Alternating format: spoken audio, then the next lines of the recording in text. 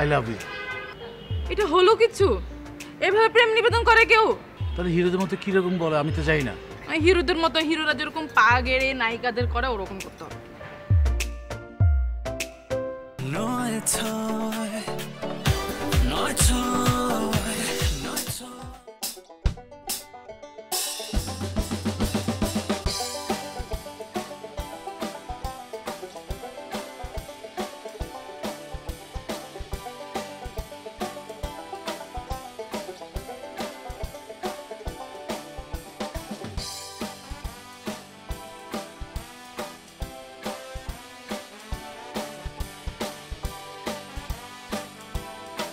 Sorry বললে হবে না, বলো লেট হলো কেন? সরি। আর সরি বললে কি সব শেষ হয়ে যায়? আঙ্গুল ধরো। আঙ্গুল ধরবো কেন? এটা তোমার শাস্তি। এটা একটা কথা হলো? যেটা বলছি সেটা করো। আচ্ছা ধরলাম। এবার তোমাকে হিরোদের মতো আমাকে প্রেম নিবেদন করতে হবে। কি সব তুমি পাগলামি কথাবার্তা বলতেছো? এটা একটা পাগল হয়েছো তুমি। হ্যাঁ, এটাই তোমার শাস্তি। পারতে তোমাকে হবেই, যেহেতু তুমি লেট করে এসেছো। আসলে আমার ভুল হয়ে গেছে, আমি ওই আঙ্গুলটাই ধরতে চেয়েছিলাম, পর আমি ভুলে এই আঙ্গুলটা ধরে ফেলছি। যেহেতু ইচ্ছা করে করিনি তাই আমি তোমার কথা মানতে রাজি না। নো, কোনো অজুহাত চলবে না। আর তুমি কি জানো এই আঙ্গুলটা যদি তুমি ধরতে তাহলে কি হতো? এই আঙ্গুলটার মানে কি তুমি জানো? কি করতে হবে? জানো না? এই আঙ্গুলটা যদি তুমি ধরতে তাহলে এখন তুমি আমাকে কোলে করে নিয়ে কাজী অফিসে যেতে হতো।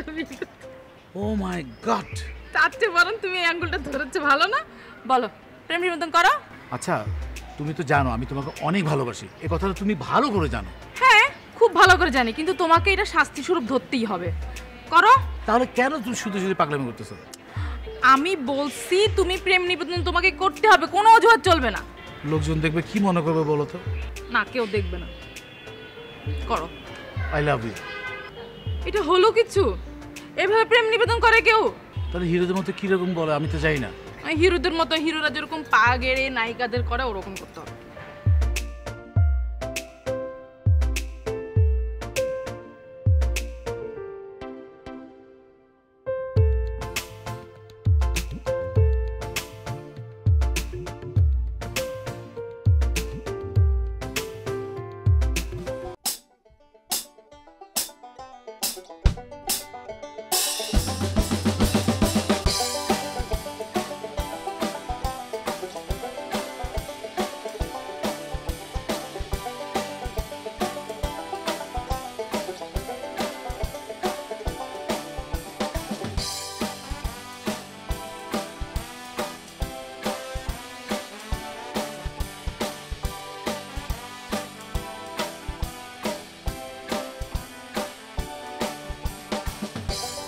কি হলো? কোনো কারণে কি তোমার মন খারাপ? তুমি কি আমাকে বুঝতে পারো? তোমাকে পুরোটা বুঝতে পারি কিনা জানি না, তবে বোঝার চেষ্টা করি। এই চেষ্টাটা সারা জীবন বজায় রেখো। তোমার মন খারাপের কারণটা কি আমি জানতে পারি? আমার মন খারাপ না। তাহলে কি নিয়ে তুমি এত চিন্তিত? বলতে চাচ্ছি না। আরে বলো না, এটা জানার অধিকার কি আমার নেই? এখন তো প্রাইভেট কিছু। প্রাইভেট, তোমার আর আমার প্রাইভেট বিষয়। বিষয়টা যখন তোমার আমার, তাইলে কি আর প্রাইভেট থাকে? বলো, আমি একটু শুনি। আমার ভাবনার বিষয়টা হচ্ছে ভয়। ভয়? কিসের ভয়? একটু বুঝিয়ে বলো।